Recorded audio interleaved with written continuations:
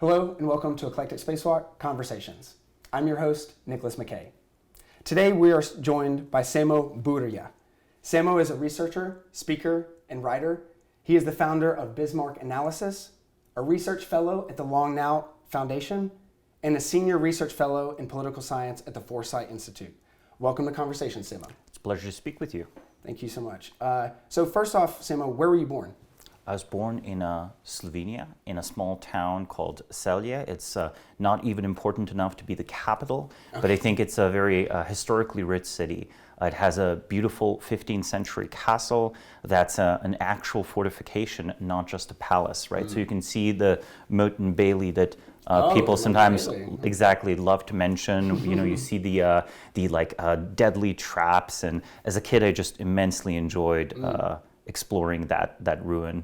Okay, so then was it more the city, or was it more maybe some, curious influences that got you on your path? Or a mix of both, probably, honestly. Well, you know, my perspective when I was growing up is that I sort of live in a city of ruins. It had 4 layers of ruins.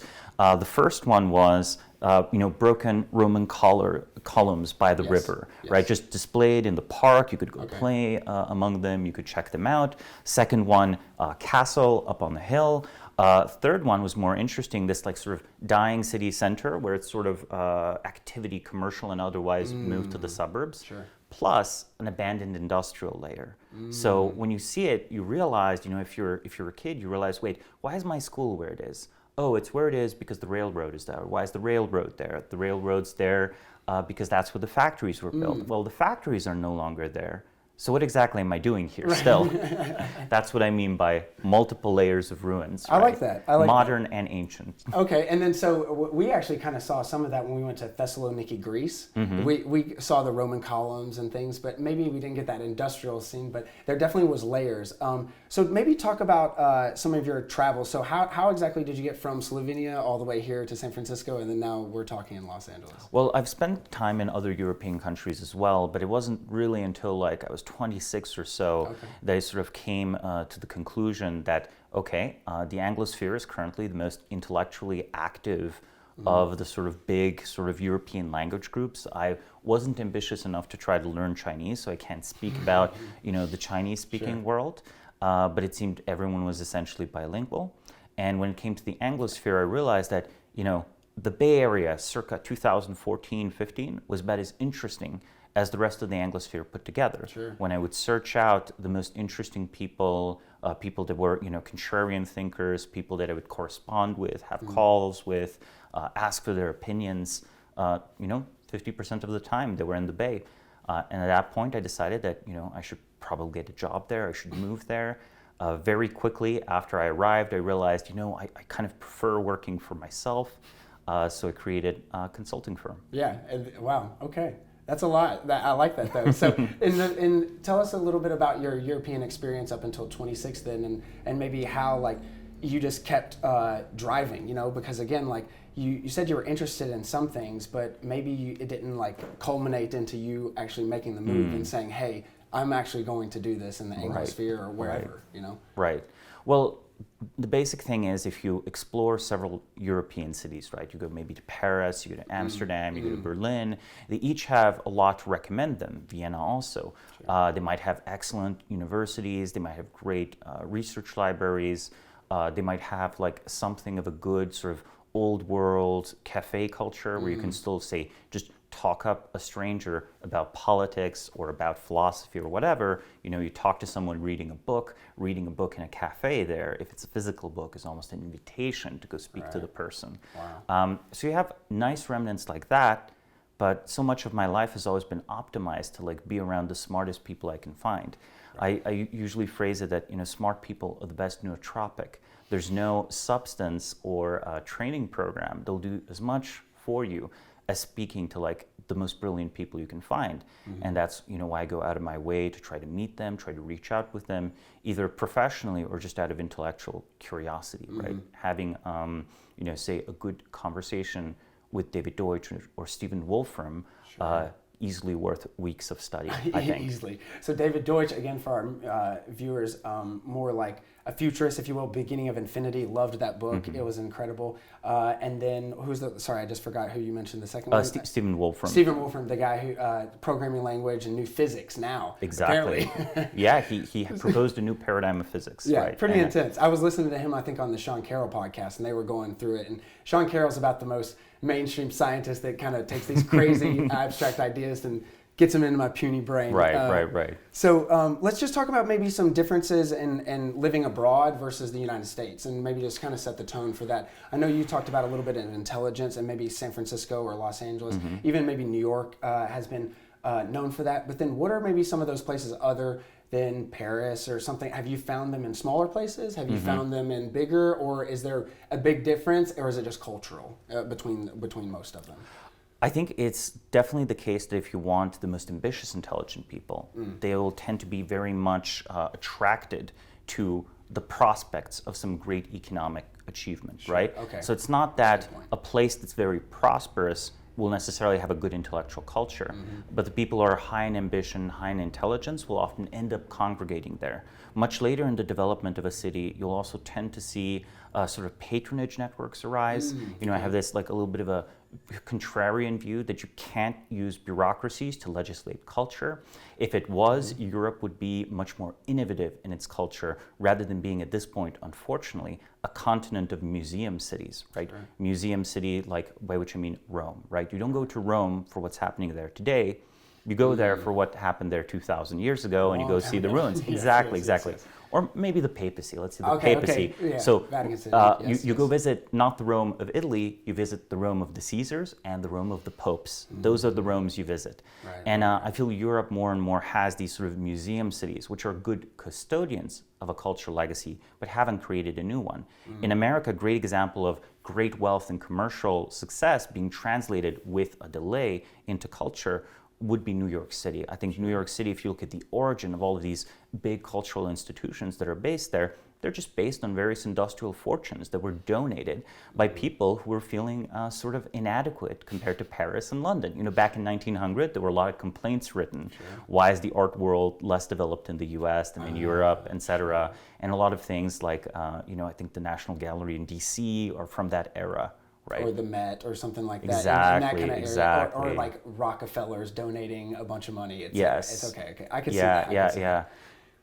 So when we talk about like that specifically, we just talked a little bit about the Anglosphere, I guess. How much experience, or is it something in the future, are you at all interested in, or what are maybe some of the centers in the Chinese or like kind of area? Is it Singapore? Is it maybe smaller cities in China that are innovating? What do you see on that, or do you have an experience in that kind of world, maybe from the digital sphere, or have you traveled there, etc.? I would say that Singapore itself feels to me like a city that strove to achieve global preeminence, but I think kind of fell short. I think the agglomeration effects of Shenzhen are very likely to drive that as the intellectual and cultural city. Gotcha. But the disclaimer is, of course, I haven't been to Shenzhen. There was a planned trip to China that got canceled due to, well, you can guess it, COVID, right? So many of our travel plans were destroyed by COVID. So I still hope to go there. Though who knows, with worsening relations, we might have a world that's much less open to travel than what we've been used to. Yes, that's very true, and not just even in the Anglosphere in terms of Britons trying to go through to the European world, et cetera, with Brexit, and then not just with COVID. Okay, well then let's talk a little bit about like what you're kind of doing now with research fellowships. And so you're a research fellow at the Long Now Foundation and a senior research fellow in political science at the Foresight Institute. So maybe just talk about like what exactly is a research fellow? What do you do? Kind of talk the audience in about what kind of publications or some type of like communication that you do, and then also even just how kind of the process goes, and then what you do with that, because it's a lot of, I think, theory to practice. It can be used very, very good for that, but then also I think a lot of things sometimes gets stuck in that theory or academic kind of abstract mind and doesn't really make the connection. So maybe let's riff on that after you kind of set the stage. Of course, of course. I mean, I view my life as pretty dedicated to this fundamental intellectual project of understanding our civilization, where it's going, and hopefully finding some ways to contribute to it, right? To contribute to these like big macro processes, right? Either through describing them accurately or through warning people or getting their attention onto topics that might be otherwise neglected. So having said that, I've oriented my career completely around that, right? And my consulting firm, Bismarck Analysis, it's there so that any research that I do into the nature of organizations, institutions that can be monetized is. But not everything can be monetized. For some things, the nonprofit world is the best, where you have a general interest rather than a specific interest. That's the place where you really want nonprofits to do a good job. Now, not all nonprofits are very research-oriented. Often they're sort of promotion-oriented. So I feel very fortunate to be associated with the Long Now Foundation and the Foresight Institute, because I believe they are both rare exceptions in that they are excellent intellectual environments where people truly care about the generation, the creation, not just the dissemination of new ways of thinking and new research in the world.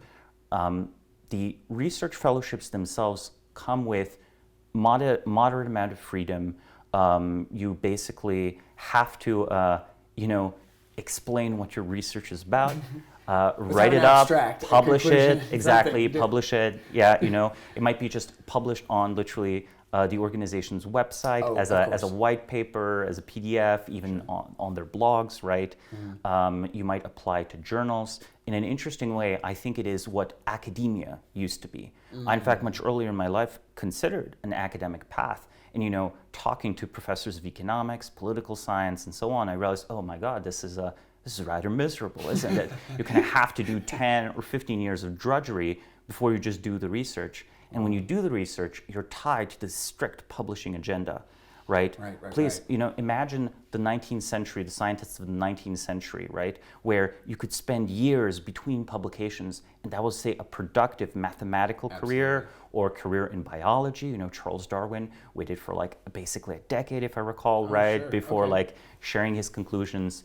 And today, that would just not be viable as an academic career. So the view is, organizations that have good enough taste in epistemic excellence and generativity, that have a mission that's properly aligned with discovering the truth. I think these are one of the best positions you can get intellectually. And I warmly recommend to people who have their own intellectual ambitions that they look at these, let's call them academic jobs outside of academia as the right platform for their research and for their thinking. Now, with the Long Now Foundation, I do research in the so-called Continuity Project, which is a look at some of the longest-lived organizations around the world and trying to bring in lessons from them. We can talk about that later. And for the Foresight Institute, it's mostly the application of political science-style insights to predicted technological developments. Right? What does the world look like if we have AGI? What is that as a political question? What does the world look like if say we had catastrophic lab leaks? I'm sure that doesn't happen, but what are the social and political consequences of technology? Because it's a very intricate feedback loop. If you try to project the future of technological development while you ignore the social and political aspect, you will just be wrong. The feedback loop goes pretty direct. It goes both through regulation, through funding, but also through the allocation of peak talent, right? One of the more interesting things that I think, say, Elon Musk did has been to make it cool to be an aerospace engineer again. Right, I do see that. Okay, I see where you're going with that. Okay, so what would be some of the things that are maybe on the cusp of becoming cool again? Is it because Elon Musk? It seems maybe we're rocket engineers and stuff like that. I'm with it. But then the Long Now, it seems like they have a couple projects that seem pretty interesting. I think it's the Long Clock. Then even just, I want to go to their coffee shop and bookstore in San Francisco as well. But then also they have a very deep history. I'm blanking on his name, Stuart Brand. Right. So there's a deep history there with trying to look out for, like you said, an academia without being in academia. And that's what fellowships have been something that I was definitely wanting to be researched in as a postgrad, et cetera. But one of the things I wanted to talk to you about that kind of culminates with some of these is contrary to the analogies that like Twitter is a dumpster fire, which, you know, it most certainly is, you know. Parts of it. Exactly. Online media has like the true capacity to like connect, yes. learn, grow. That's how, you know, we found each other, and we're exercising that muscle right now with this, you know, conversation. But like you wrote a piece about the YouTube revolution and knowledge transfer that we thought was super, super interesting. So can you talk about that, and then maybe some of those things of now that this is in these fellowships and academia, this is a new ball game. This is a new landscape. This is what I'm kind of trying to, yes. to thread these lines through, is that this is not your regular academia anymore. You can, the courses, a lot of different essays, websites, multimedia projects, etc. So maybe let's just riff on some of that, and then also tie it in with maybe a specific example of the YouTube knowledge revolution, which is very niche and specific, but then has general implications. Right. I think that I'm rather contrarian, where we associate YouTube with these fairly boring topics, these like sort of like entertainment, wasting time. Oh, I see. And I wanted to write the sort of positive version of that, like something that's like a bit more uplifting, because I believe there's a reality there. Sure. And I started by simply asking people, you know, well, tell me, where do you learn practical skills? Like, where did you learn how to cook? Where did you learn? Where did you learn how to, you know, participate in crafts? Like, how do you actually learn to make that table and so on? And the answer was always YouTube, right? So it ended up being the case that almost everyone was in fact learning things over and over again by looking up a YouTube video. So instead of, say, asking a handyman, you would go and you would just watch the video. And I realized what was happening there. Why was that an upgrade compared to a written description? Well, because not everything can be captured by a written description. Oh, that's so true. Right. Yeah. Like there is a tacit knowledge to something like cooking, something like any type of craftsmanship, even something like gardening, and ultimately, yes, even things like open heart surgery. Sure. There's a reason why I really care about your surgeon being good. It's because the skill of the surgeon matters, and it's very difficult to proceduralize that so that any surgeon would be good as the best surgeon. And these are again areas where it's this sort of tactile almost memory, this almost muscle memory, this implicit know-how. So why is YouTube better at this than just, say, a film crew with a camera? Sure. Well, a film crew with a camera is only invited in these old-style BBC documentaries if there's an organization behind it, if there's research. As soon as you had a compact smartphone with a good enough camera, people started recording their everyday lives, including their work. Sure. Right? Absolutely. So there's an entire community of YouTube dedicated to making great furniture, where people are, as hobbyists, producing professional grade furniture, starting new companies. You have javelin throwers who win silver or gold, and they mostly train by watching videos of other javelin throwers who had professional coaches. And of course, you supplemented with very hard training, but the information was actually stored in those videos. And I think that's remarkable, right? When you see a person, carry out an activity versus a mere description of an activity, the mirror neurons fire in your brain, and you're very much primed to repeat or copy. Wow. Okay, so then I'm going to give you an example of a practical example of this working in the positive is in the last year, I have been kind of obsessed with watching two types of videos. One, reaction videos. And so like I'm very interested in seeing people react and stuff. But then less so, that's more entertainment. The one thing that I love is watching this guy in Thailand who plays soccer with a GoPro camera. And he basically goes and plays, and I now watch that before I go play, because now instead of like watching like YouTube highlights, which was before you would watch Messi or Ronaldo or something and try to mimic that, but then now it's getting to a point, and maybe he is making that thing of the POV. That is, I think, another thing that is going to be coming with artificial or AR, VR, etc. But then what is kind of the future of that? Is it going to be, and maybe we can kind of get into the difference of history and kind of things like that, but what is kind of the difference of, say, like holding a book and having some knowledge, and then the mirror maybe not mirror neurons, or trying to figure yourself out of like, you're in Tolkien's world building and stuff like that, fictionalized, versus something that you watch and then you try to do, because obviously you can't just watch it and do it. You have to maybe try and fail and et cetera. If you just read it, and it's in your head. So I'm trying to kind of just make that difference a little bit of like what the future is going to be even more so, and I'm not trying to put you on the spot, but maybe let's riff just on something like that. Is it going to be artificial reality, virtual reality, or is it going to maybe be coming back to, just solid video or in scales that people specifically create media and consume media in written, in audio, in video, etc.?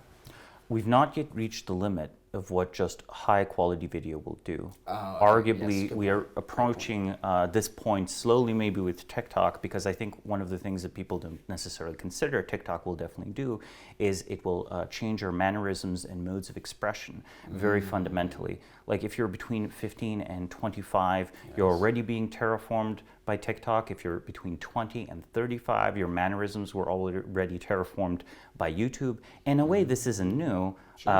It is new because Hollywood has often been imitated. It changes social norms over time. Say like in Eastern Europe, very reserved people, we don't smile much when we look at the camera.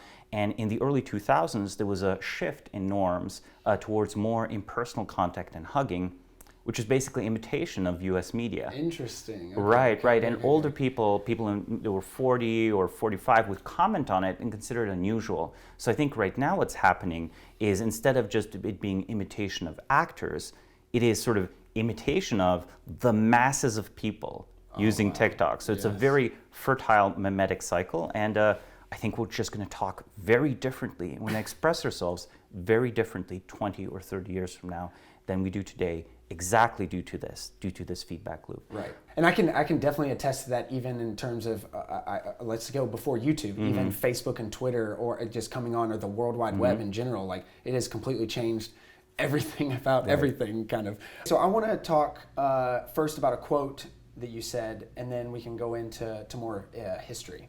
So there has never been an immortal society. No matter how technologically advanced our own society is, it is unlikely to be an exception. To achieve a positive future that defies these odds, we must understand the hidden forces that shape society. So first, can we talk about history as a discipline? But then also, we just kind of went around that a little bit in the difference of cultures of oral versus written versus maybe multimedia in the future. So let's riff on that a little bit.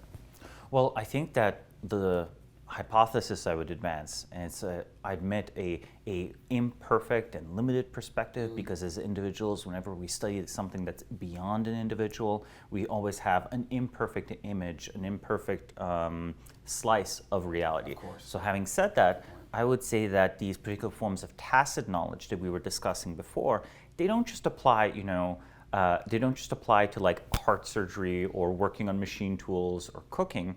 They actually apply in how do you manage human beings, how do you mentor others so they acquire deep skills, how do you resolve political disputes, how do you provide spiritual guidance, this packet of things that I call social technologies. Now, some of these social technologies can be explicated.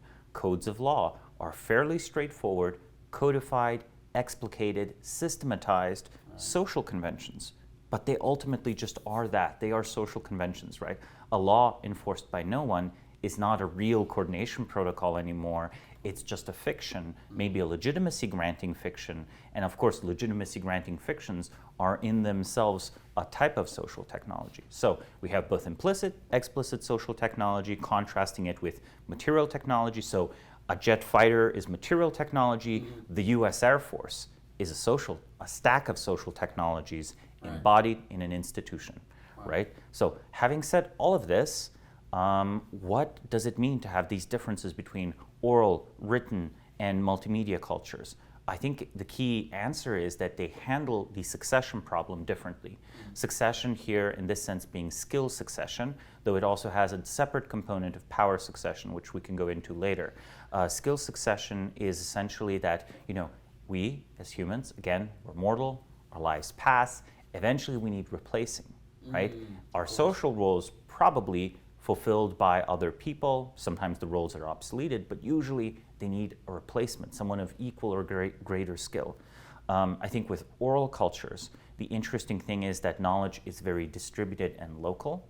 With writing, knowledge becomes arguably centralized. The reason for that is that writing, well, you don't need personal contact to talk with someone. It enables long-distance communication. It was historically associated with the privileged class.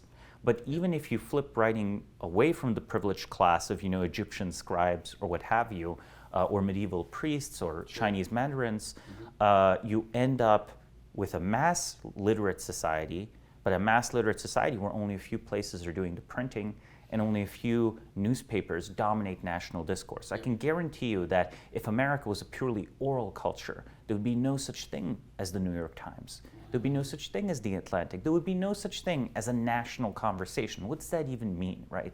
The national conversation is always a tiny slice of all possible conversations that could be had dominating the public airwaves. Now, multimedia I would break down into two parts, right? The first era of multimedia is basically television, radio.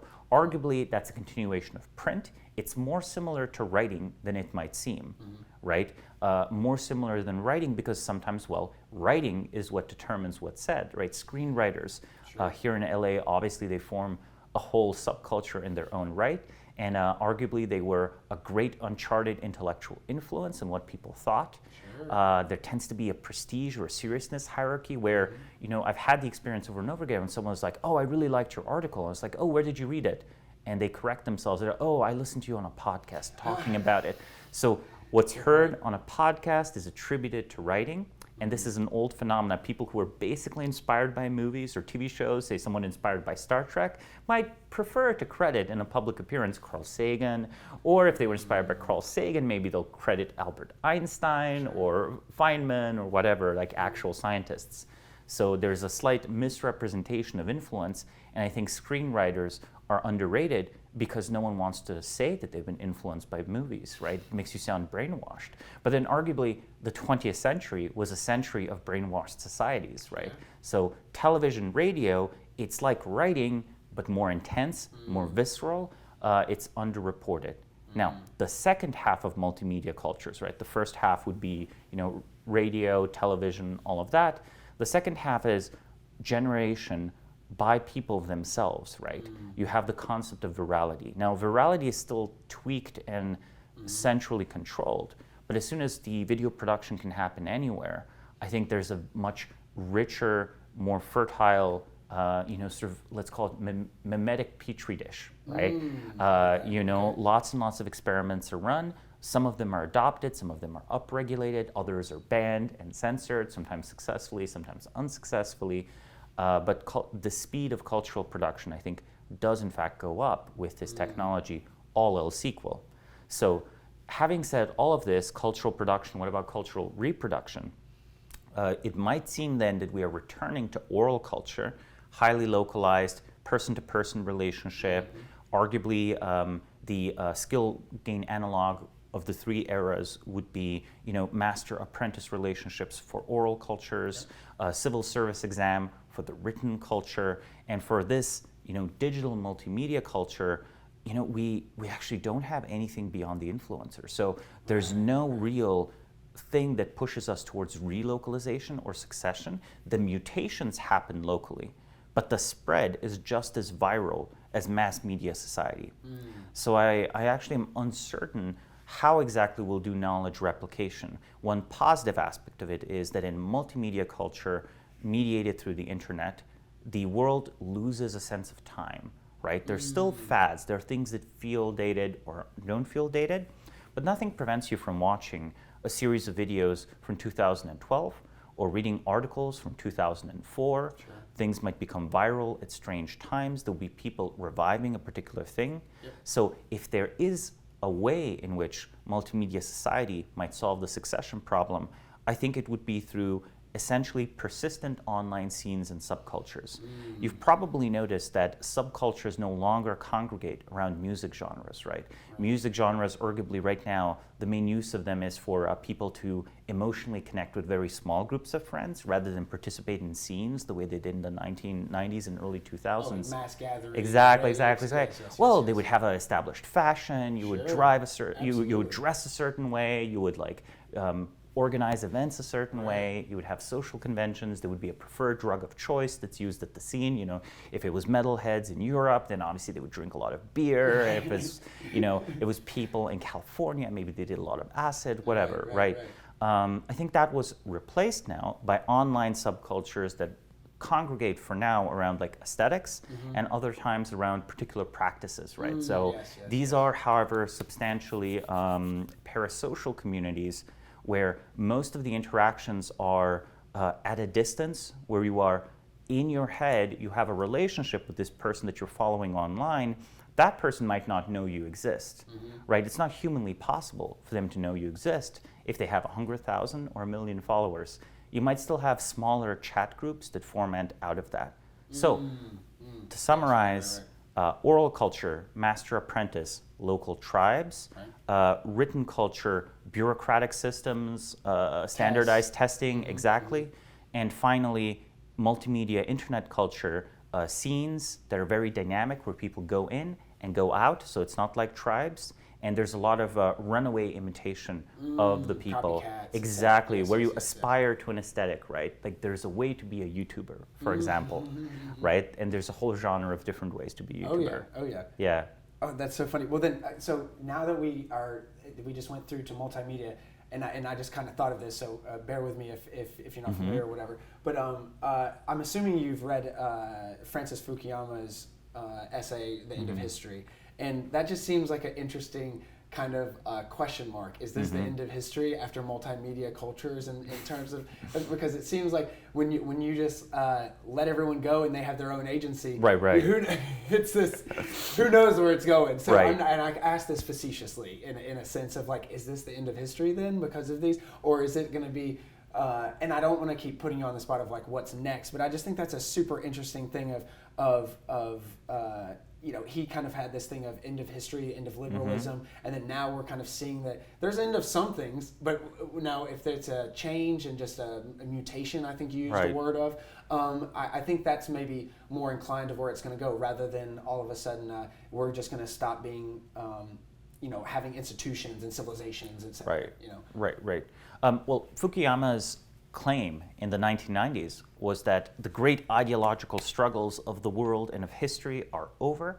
There will still be wars, there will still be events, but history with a capital H will cease happening. This almost Hegelian dialectic where social systems compete and there's a thesis, antithesis, synthesis, and so on. That whole genre of thinking that's actually has many shoot-offs, right? Some of them is Marxism. Others, like I would argue normal economic theory, has these esoteric philosophical implications as well, right? What does it mean if line only goes up? If line only goes up, right, to use the meme, right? If stonks only go up, well, maybe there's like the singularity behind the corner, right? And I was expecting the singularity when I was like 10 years old. I no longer expect the singularity. Therefore, I'm skeptical of line going up. Right. Line go up until a point and then go down. Right. Yeah, good point. That's hilarious. So that's like an esoteric theory of history embedded in normal economics. But Fukuyama's statement is like, well, maybe it's still true in a narrow sense. The narrow sense being he predicted the end of ideology, as in like this big animating view of how history should be oriented, how people will coordinate together. They'll like read the works of Marx, and then they'll read Lenin, and then they'll organize themselves the way Lenin described you should organize themselves. And then you have revolutionary cells, and maybe the revolution is successful, maybe it's not. Maybe the security forces actually have to start specializing in squashing these little Leninist groups. That's a mode of ideological history that's very 20th century, right? Like, fascism, arguably FDR's America, Imperial Japan, Soviet Union, they all have examples of this, right? It plays out in the theaters such as the Spanish Civil War. Now, the reason he feels quite incorrect is from about 2000 to the 2010s, it seemed like there was a big struggle between maybe liberalism and, say, like political Islamism as such, and that's why everyone sort of agreed that he was wrong. But since the defeat of ISIS, I feel like Islamism has imploded as seeming a viable vision of the future. Now, when I say viable, I don't necessarily mean that it was desirable. I'm just saying it seemed like a viable political move. Well, what is next? I don't think we actually have a next one. And if we continually do not have a next ideology, this would mean that the main social mode of coordination for political action has moved away from ideology. So history might continue, but ideological history might stop. Right. For a variety of reasons, I don't think that's actually our situation unless we go much higher in internet censorship. One of my critiques right now of American society is that we had a fairly anarchist conception of the internet, where everyone was going to be free, everyone was going to be able to say what they want, they would be able to be anonymous, they'll be able to send money through the internet, they're going to order drugs from the darknet off the internet, all of that. And instead of being vast liberation of anonymity, it's become the panopticon. So if it's the panopticon, what is our solution? How do we make this compatible with democracy? I think we currently don't have a good answer. I think year after year, we're just negotiating how fast does our internet converge with Chinese internet, right? Where the Chinese internet, they just start off, they're like, well, of course we have to maintain it to be pro-social. And of course, the Communist Party of China determines what's pro-social. In America, I think people are deciding who exactly sits on the trust and safety committees. But if the trust and safety committees can ban you off the internet, then I'm sorry, structurally, it's the same as China. Different keywords might be banned, but structurally, information theory-wise, it's the same as China. I don't think we're there yet. But unless a different future is found for the internet, that might actually stop ideological development. Because I believe with the mimetic ferment and with verbal, or rather text-heavy platforms such as Twitter, we have the preconditions for a new golden age of political, social, economic thought. But you know, if everyone's put on mute, no one talks, these ideologies can't develop and can't inform. And look, again, let me be devil's advocate. I know I love to be the devil's advocate to the devil's advocate to the devil's advocate, but one more click, well, maybe I can understand why the Chinese Communist Party or why, say, Western social media companies might want to mute things, because the birth of new ideologies has never been peaceful. But then, you know, we can't live in a fake peace forever. Line goes up until line goes down. When line goes down, you need new solutions. And I think the COVID-19 pandemic has shown that neither we nor China, though arguably China did a bit better, have a good idea of how to adapt to really new physical circumstances. We're living in a simulation of 2019. We don't yet know what 2021 is like. We don't yet know what 2025 is like. Is it perpetual lockdowns? Is it all going to be delivered by drones? You know, are essential workers perhaps the only workers that are left, and everyone who's you know, working from home is like partially relying on some kind of UBI subsidy? Like, these are like really troubling questions, and I think we have no 20th century answers. But societies can spend a very long time avoiding noticing that they have no questions on something. There's a lot of ruin in a country, and there have been entire civilizations that spent centuries in like slow decline because there was no viable, peaceful, or other way to address the fundamental inadequacies of their societies to reality. And then that's a big pill to swallow for a lot of individuals and institutions to do that. But then if they do swallow it, it's almost like you're on a path of righteousness of sorts, or going back, you know, to doing something. A lot of things came up when you said that, but one thing that stuck was, I don't know if you're familiar with the founder of Reddit, Aaron Swartz, and he had a famous quote that, you know, the internet let everyone have a voice, but then now it's now a question of who gets heard. And I think that really kind of speaks to not just the dynamics of economics and social institutions and things like that, but we are in a different time that, you know, it's not the same internet as what we grew up with. It's not the same digital environment. So trying to kind of parse with that, how does travel like really orient with the context of history? like, and also how can we like respect history without getting out of control? For instance, like the caves of Lascaux, now they're shut down because, you know, we basically, too many people went in there and breathed hot air breath, you know, and then like, started deteriorating shit. And then also like the beach in Thailand, the famous beach, now closed down. So like, how can we not overuse novelty, I guess you could say? That's a good way to put it, that everyone can enjoy. But then there is a difference than being somewhere and actually seeing it online. And then maybe this is our transition after into Göbekli Tepe, because Göbekli Tepe, I want to go to Göbekli Tepe, but like at the same time, like I'm now kind of at least thinking, who knows, but I'm at least thinking about, well, wait about, you're even going there is maybe something, maybe you don't need to go there. Maybe it's, you know, the researchers and things like that. And so I'm trying to go that myself. And so how can we kind of navigate that, you know? Yeah, you raised a very good topic where mass tourism especially destroys the thing it claims to value, right? Where over time, local social and economic norms adapt to the tourists, and also, of course, there is damage that happens to sites if they are visited. Now, for Göbekli Tepe, I'm just going to briefly explain what it is. It's an 11,500-year-old monumental construction site. It has these like massive concentric circles with tall 10 to 15-ton pillar rocks. You know, the reason the site is very interesting is because it predates the consensus origin of agriculture. The estimates by archaeologists are that it would have required a labor force of 500 people to construct.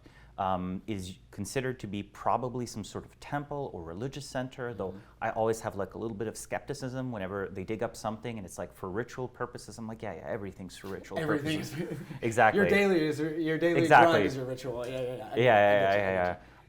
No, but having said that about Göbekli Tepe, it was in fact controversial that the site was open for tourists and that it was a walkway was built around the site. So the site was first dug up by the archaeologists studying it, revolutionizing our understanding of history. It was a team by Klaus Schmidt, German archaeologist, you know, working with Turkish authorities, but also the I think German Archaeological Institute.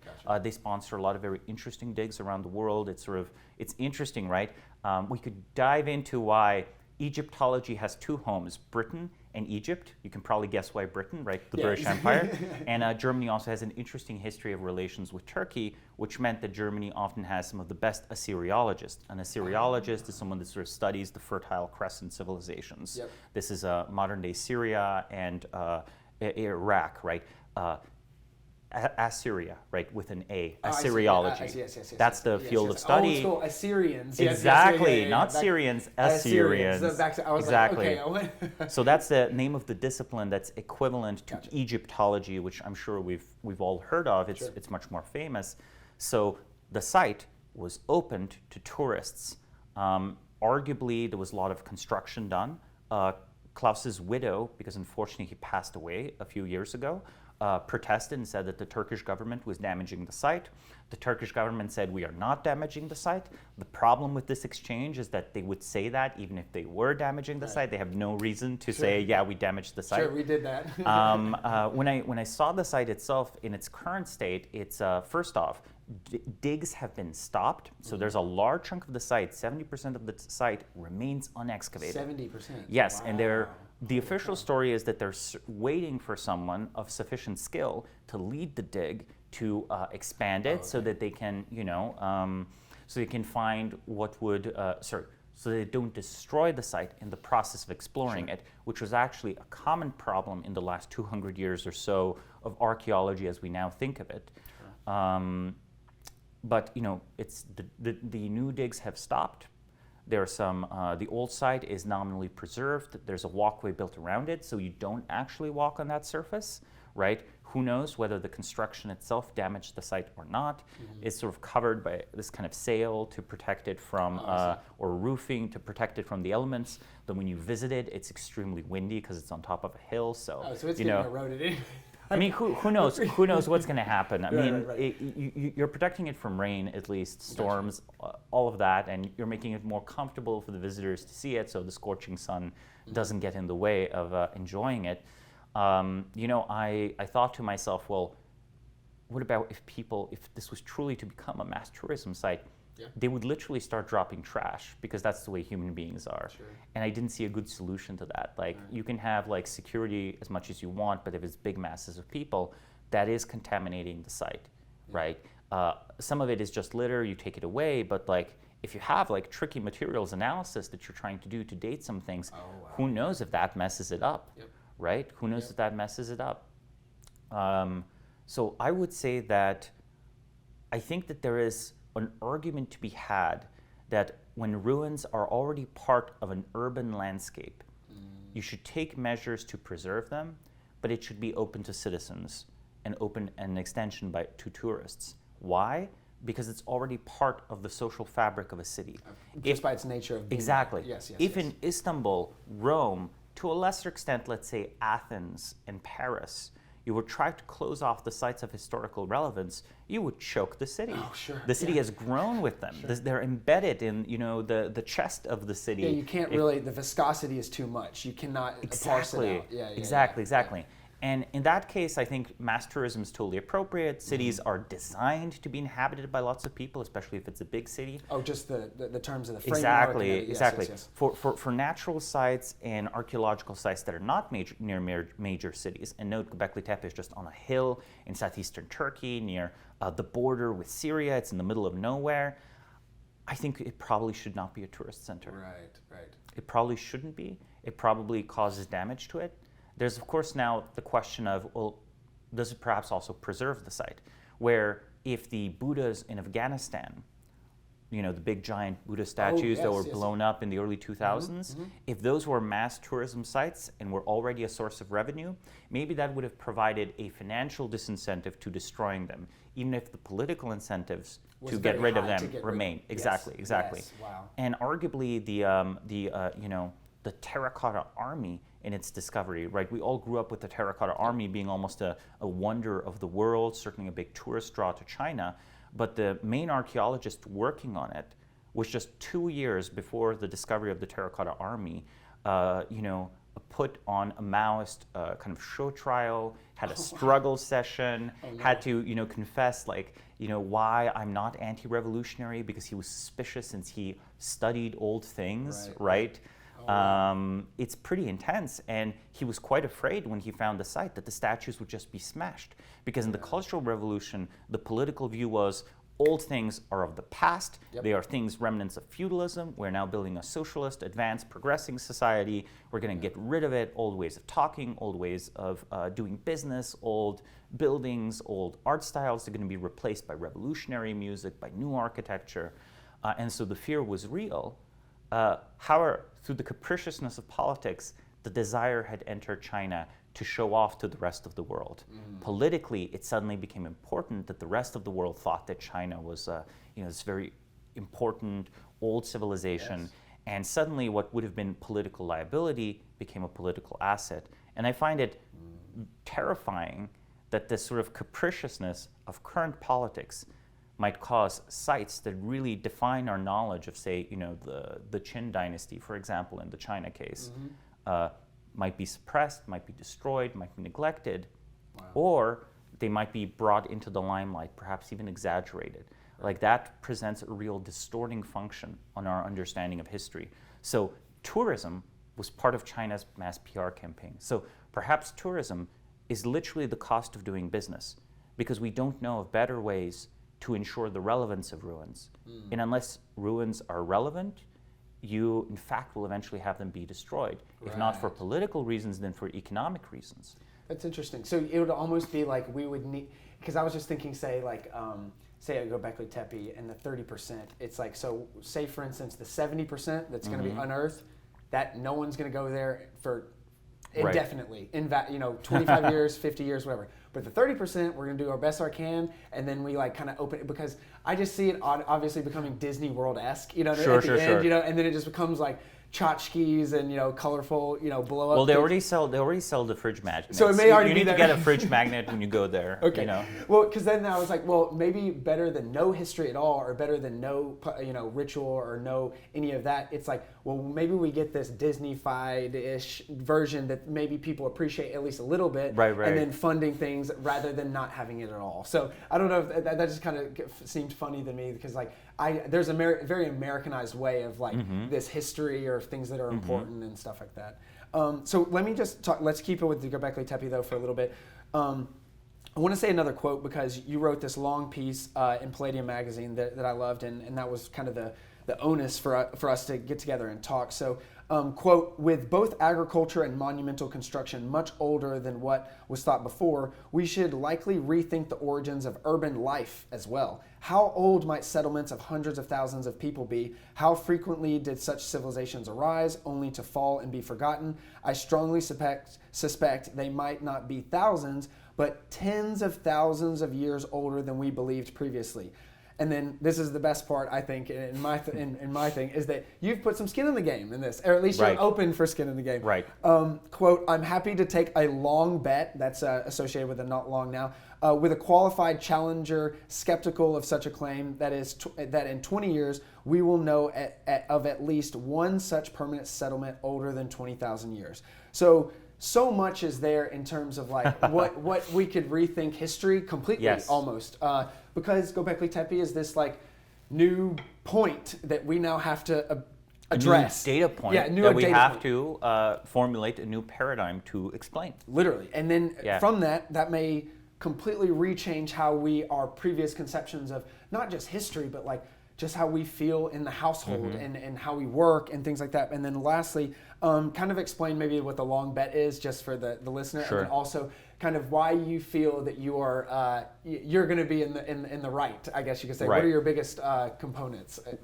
Right. Well, to speak a little bit on the long bet concept, it's a concept from the Long Now Foundation. Maybe it was Stuart Brand's suggestion. I have to look at who exactly came up with the concept. But the view was, people talk about the future all the time, and they get it wrong all the time, and there are no real consequences for getting the far future wrong ever. Right. The famous, Paul Krugman quote, that by the year 2005, it will be obvious that the effect of the internet on the economy was no greater than the fax machine. A very wrong statement from a world-class economist writing in the New York Times, right? Okay. You could joke that that's peak bureaucratic culture for you, right? They don't necessarily know how to predict things very well.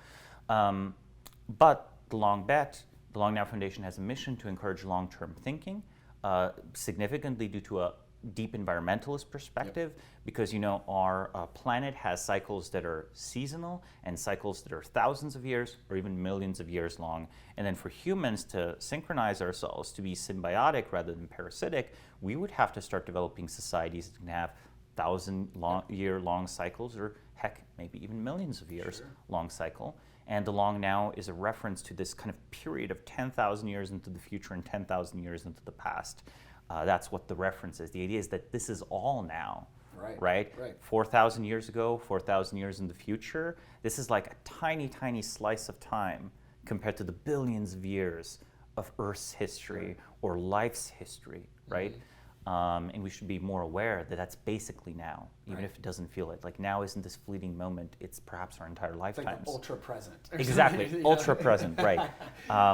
Well, and the long bet is a mechanism through which people can register predictions on where the bet is resolved in 10 years or 20 years.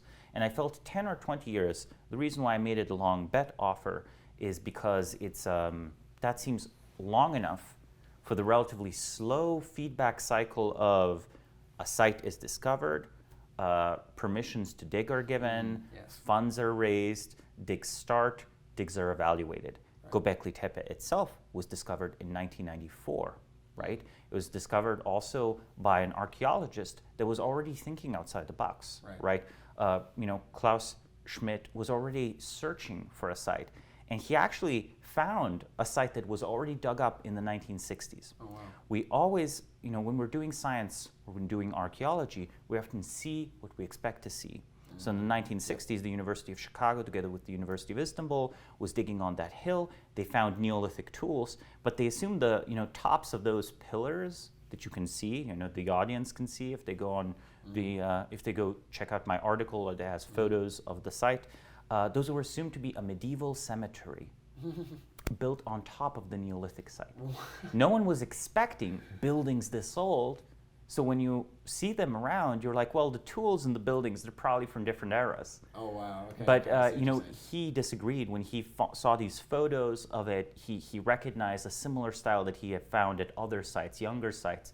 And, you know, Klaus was open to the idea that, yeah, maybe there was Stone Age construction on a scale that exceeds what we expect of, you know, hunter-gatherers, right?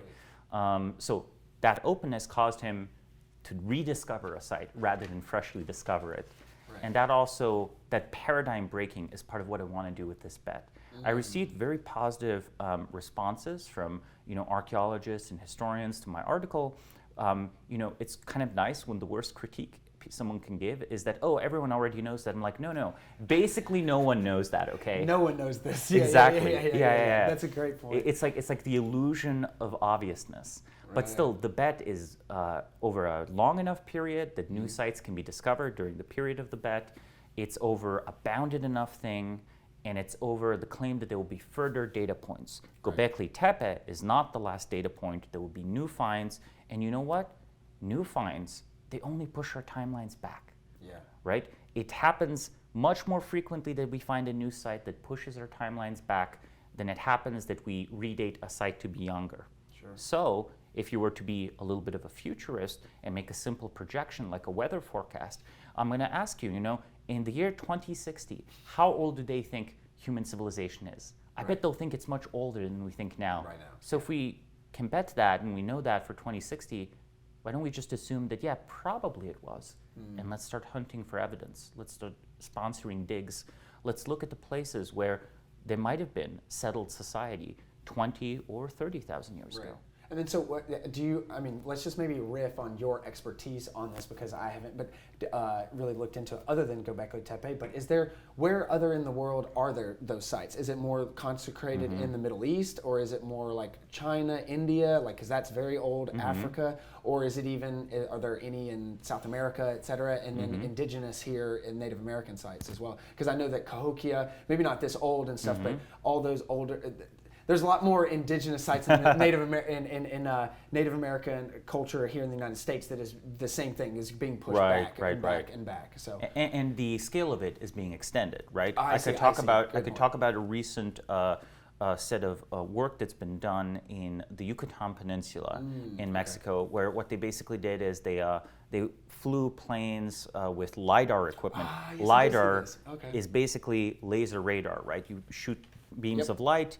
They bounce back, computer reconstructs what you saw. The nice thing about LiDAR is that it can pierce the canopy, so you in fact get a view of what is under the vegetation, and what they discovered astounded them. It was an order of magnitude, a factor of 10 more archaeological sites than they were expecting from the Mayan civilization, causing them to revise upward the population densities and complexities of a civilization that was already considered, you know, a pretty advanced one, had astrology, astronomy, had writing, had calendar systems, systems of irrigation, obviously massive monumental construction. You know, those pyramids were not easy to build.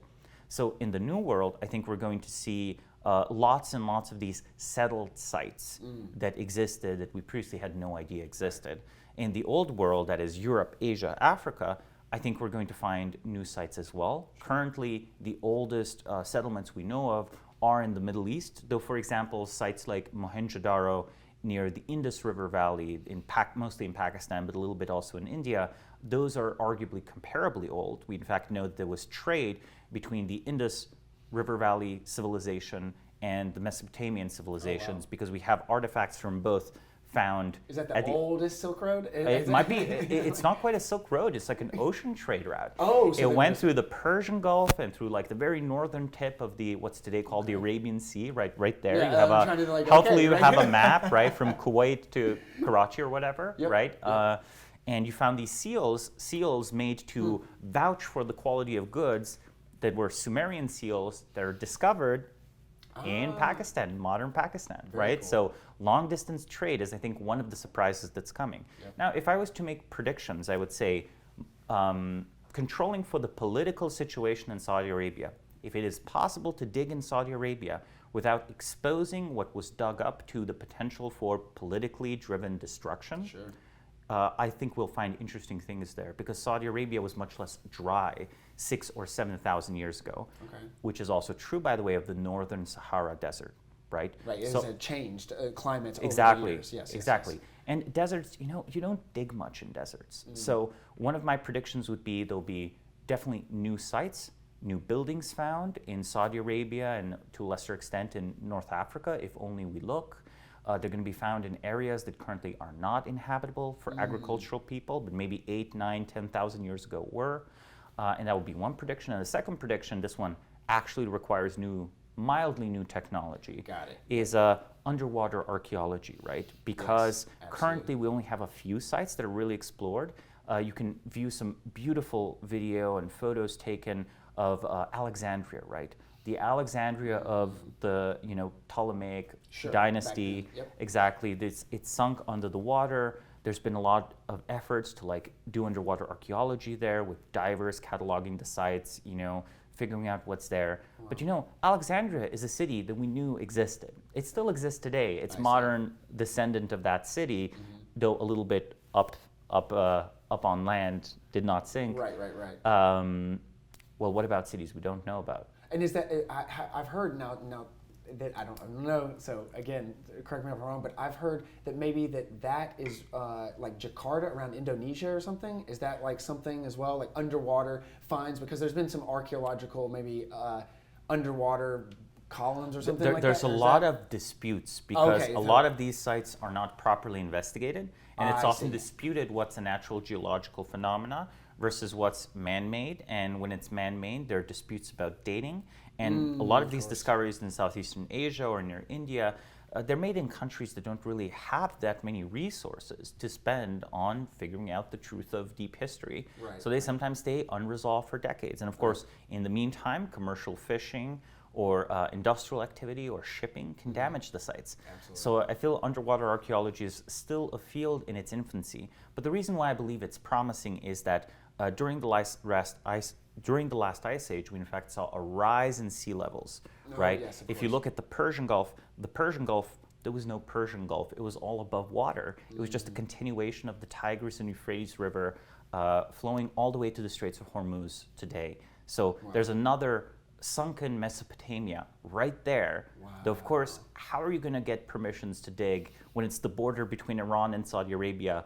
They'll be like, "Are you messing with our mines?" You'll be like, "No, I'm doing archaeology." You're like, "You're doing archaeology, and you're an American org?" Yeah. We get out of here. Get out of here. Exactly. Yeah, that's interesting that the political components of all that are really kind of dictating, or at least maybe not dictating, but maybe putting the range. They put limits, yeah, right? Limits. That's a great way to put it. Yeah. Okay, so then let's transition into, I think, one of this is, I guess you could say, your coup de jour, the tour de force, or whatever you want to call it. That this is your singular own theory. I want to say that you kind of came up with on yourself. It's called the Great Founder Theory. So we'll get into kind of a breakdown, but before that, I just kind of want to prime listeners with a quote, and then also a breakdown of what it has issues with, because it's kind of hilarious how you start thinking about it, and then all of a sudden you go down the rabbit hole and the fractal nature of it, that things are connected in so many different ways that you didn't even know. So, quote, "The actions and capabilities of great founders determine the future social and material landscape of civilization, and thus the future of the world. Societies with many great founders will innovate and flourish, while societies with few will stagnate and deteriorate." So this is going to touch on, this is going to be a long list, so bear with me, government, law, political theory, social norms, diplomacy, ideology, strategy, credentials, education, cities, healthcare, sacrifice, rituals, psychotherapy, awards, marketing, marriage, adoption, dynasties. So what is the Great Founder Theory? Well, the list you shared, which is from my book draft, which is available on my website, it's called Great Founder Theory. That is a list of social technologies that really change our society. Let's look at something like marriage. You might say that, our society, say, frowns on cousin marriage because we've developed away from it over the last few hundred years. the like taboo natures. It's a taboo nature. Yeah, yes. But a few centuries ago, like cousin marriage would have been seen as the obviously prudent choice because keep it in the groups, family yes, exactly yes. was meant to literally because the family was the fundamental economic unit of organization. Yes. That's no longer the case. Currently, it's the company. You might ask, what is the company? Well, it's supposed to be freely contracting individuals, but then if we are freely contracting individuals, why do companies exist? Why isn't it just like balls of like weird Everyone's consulting their own relationship? companies. Exactly, right? Yeah. Why isn't that the case? Yes. And the answer is that these aren't quite purely contracting orgs. And I could talk about what companies exactly are. Coates' theory of the firm is like a fairly good first stab of that. And we could get rabbit holed on any of these other social technologies. Yeah. But let's take it for a given that there are differences in how societies can organize themselves, even with the same level of material technology, right? One of my favorite examples often is, the printing press. People say, oh, the printing press made decentralization of society inevitable. We could have new ideas about theology. It was needed for the Protestant Reformation. And I'm like, yeah, that's all true. And the introduction of the printing press to Korean or Chinese society did no such thing. Yes. So material technology matters, but the different social technologies at play change how a society develops a technology further, how its culture changes, right? So I think that the sort of free parameter, the counterfactually important parameter, the thing that were it not for this, history would have gone differently, is actually innovation in social technology driven by great founders, where I also believe that most social technologies are too complex, they emerge too rapidly for them to truly be the product of like a pure kind of evolutionary approach, right? There are many things that do happen in that way, like a lot of language evolution changes over time due to the contributions, the minuscule contributions of many, many people being adopted into the culture. But when it comes and how things little change, families, etc. Totally, but when it comes to, say, a code of law that's introduced or a new standardized system of accounting, well, that's often introduced by individuals. Like they might be prophets, they might be generals if it's a military reform, they might be statesmen. Not every quote-unquote great man is a great founder. Right. I'm not here talking about people who just participate in momentous events. As highly as we might think of a general as, say, Patton, I wouldn't classify him as a great founder. Napoleon, on the other hand, maybe he is a great founder, but that's because of the military reforms and the legal reforms that lasted long after Napoleon was defeated. Yeah, not necessarily his stride into Russia. Exactly. Like that's maybe a bad tactic, but overall the history and the legacy is different because of his passing. And much the same is true of, say, Charlemagne, but it would also be true of, say, Confucius, it would be true of Aristotle, it would be true of, Muhammad or Jesus and so on, right? And, it's once you put it in those terms, it sounds like common sense, right? But academically, this is a really underexplored area. It's hard to make a career out of saying that the future is unwritten and social reforms are central to what happens to the future. It's hard to write like a good dissertation on this. It's hard to like make it small and defensible. So it has an easier time living outside of academia than in it, though I will acknowledge there is older academic literature that was quite developed on these theories of, say, individual-driven change. Now, why do I think it's individuals? Well, great founder theory does have a little caveat. It could be very small groups of people rather than just an individual, right? I do believe in scenius, the genius of a scene, where if you take an exceptional individual and they're not in the correct scene, their genius might be wasted. Failed genius is a common tragedy of human history. There are only a few correct situations where it can arise. And at the end of the day, if you're introducing new social technologies, you have to explain them and embody them with people.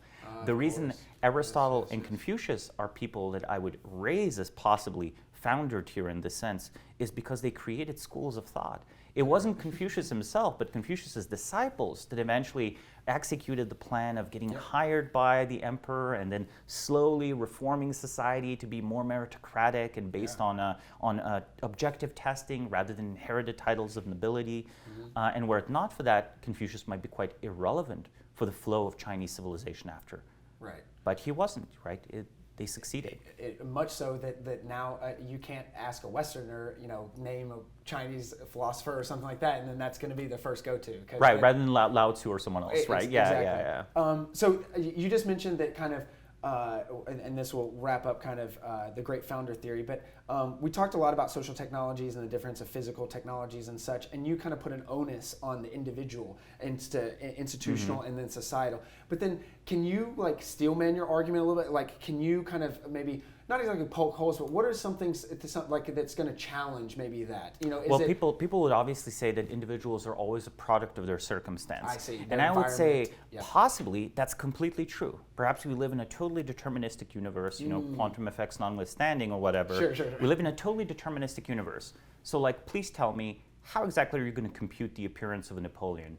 I would say that in that case, in the very deterministic universe, the appearance of such equilibria breaking individuals or small scenes is a stochastic process. Right. It's completely unpredictable. Right.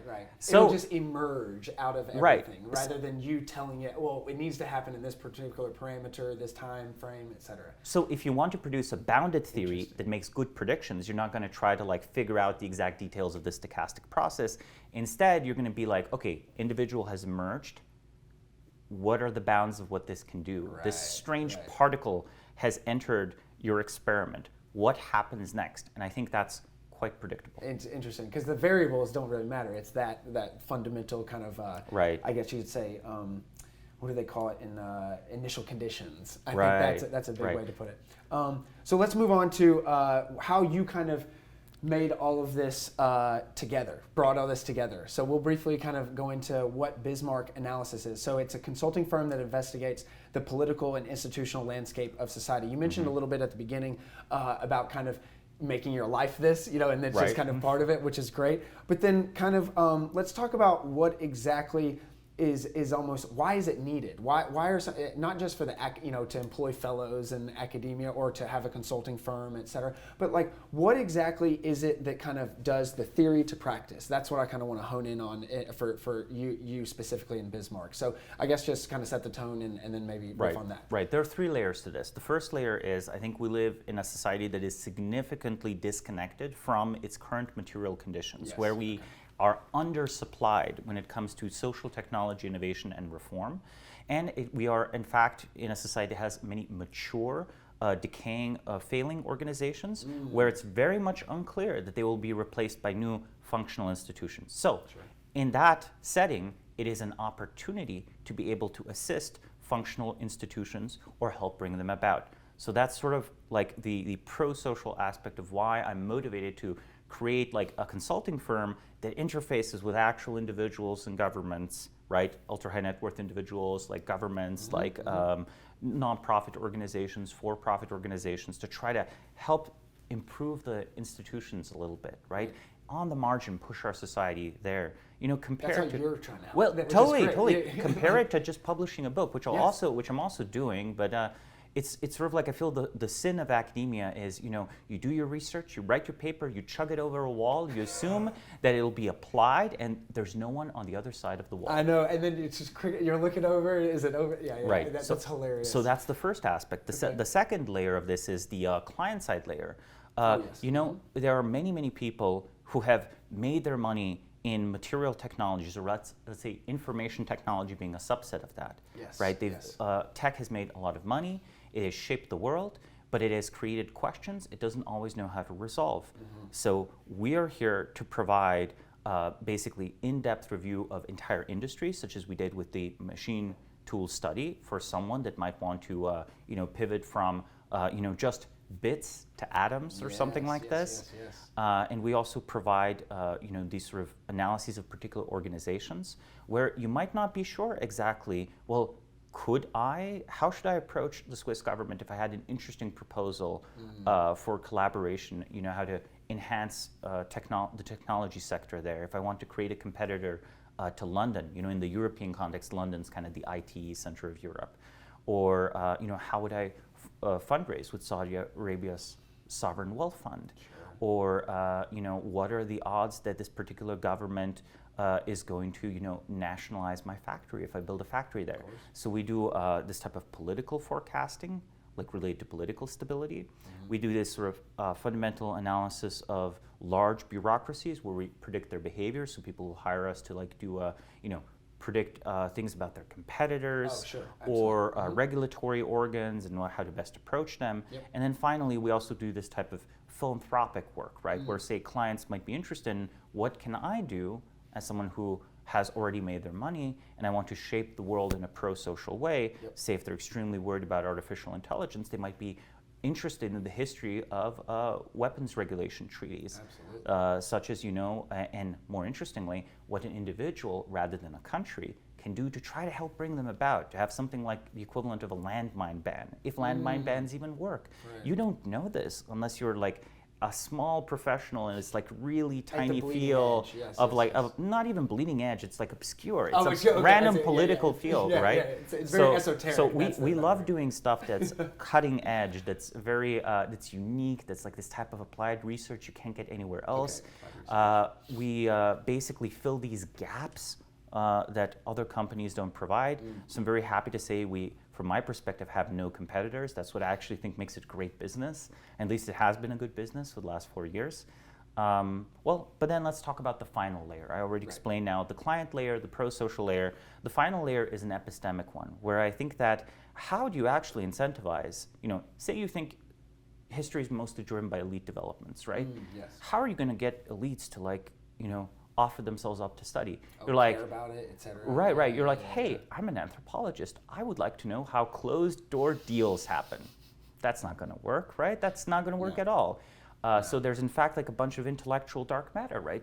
Stuff that really, really matters, where the literature will be kind of wrong as to how it's done because the literature will record the official story rather than any real observation. So I needed a way to become not just a scholar, but a practitioner. And the consulting relationship and work with our clients and work with my intellectual colleagues, that enables that. And that caused me to have more confidence in my conclusions and also see when my conclusions need revision, when my thoughts need revision and improvement.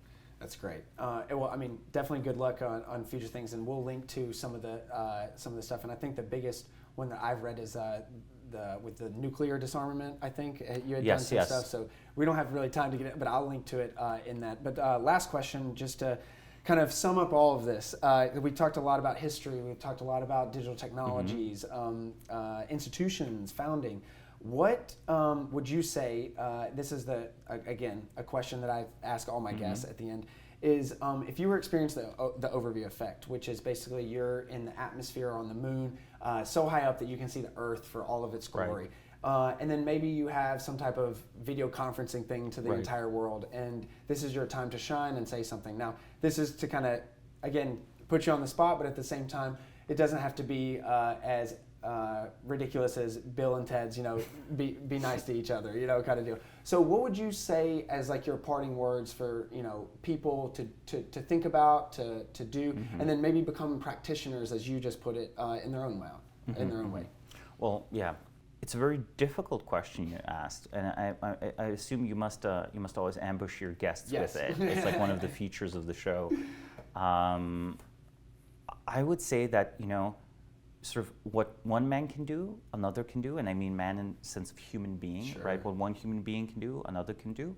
So I would commend to people, implore them even, to take inspiration from exceptional individuals in human history when they've really done remarkable things that were considered impossible, right? So whenever you read about a historical figure doing something, they're essentially like you. They have 2 arms, 2 legs, they have a mind. You might not succeed, but like it's only through such people that things can possibly move forward. Right. Well, I love that. Well, cool. Well, that's all the time we have. So we're going to wrap this up. But thank you so much for coming on Conversations, Samo. Really appreciate it. It was a pleasure talking to you. Awesome. Well, until next time, ad astra.